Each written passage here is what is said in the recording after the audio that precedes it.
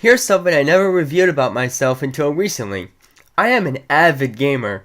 I have been playing video games ever since I was a little kid, which began with Sonic on the Sega Genesis. Then from there, I was hooked, and I would dedicate my spare time to playing them. But I never really thought much about what games are okay to play or not until I became a believer in Christ. My mom had restrictions on what games I was allowed to play, and what games were allowed in the house. But I never thought about what's okay to play from a Christian standpoint until I became a believer. And so I decided to expand my media horizons by reviewing some video games, so that I can do something new and different. Since I'm such an avid gamer, I play pretty much everything. My favorite kind of games to play would be platformers, first-person shooters, RPGs, fighting games, and strategy games. The video game I'm going to review today is a shooter that came out this year on both Xbox One and PlayStation 4. The video game I'm reviewing today is Titanfall 2. I finally got to own shooting games when I was 17 years old, prior to owning an Xbox 360. Of the shooting games I played, I had a few all-time favorites, like Halo, Battlefield, and Mass Effect. Sorry. This year I got an Xbox One and got to try out some of the games in the Xbox One's library of games. One of the new games I played was Titanfall 2. And I gotta say, I was impressed and had a good experience with it. I love giant robots, and the Titanfall series is probably my new favorite shooting series next to Halo and Battlefield. Sorry. Titanfall 2 is a game where you customize and control a pilot of your own, and also customize and control your own mech. And there are a variety of game modes.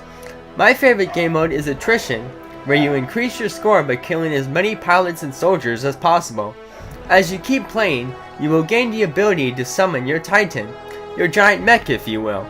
Then you can get in your mech to kick some serious tail. As you keep playing matches, you will gain experience to rise up in levels over time, unlocking new abilities, perks, and weapons. And that's all there is to it, since it's a simple multiplayer shooting game. So could a Christian enjoy this game without any problems? Well, especially since this is an M-rated game, let's analyze its content. The game is rated M for blood and gore, language, and violence. As far as I know, the language is present only in the campaign mode of Titanfall 2, which was a lacking feature in the first Titanfall. Even then, I believe the language is all used in the context of the heat of an intense moment. As for the violence, it's all in a war context, just like games like Halo, Call of Duty, and Battlefield. The context of the content in a game is what must be examined when making decisions on what's good to play and what isn't. Games like Grand Theft Auto are games where a life of crime is glorified, and so the violence and language and everything else in those games are all in an immoral context.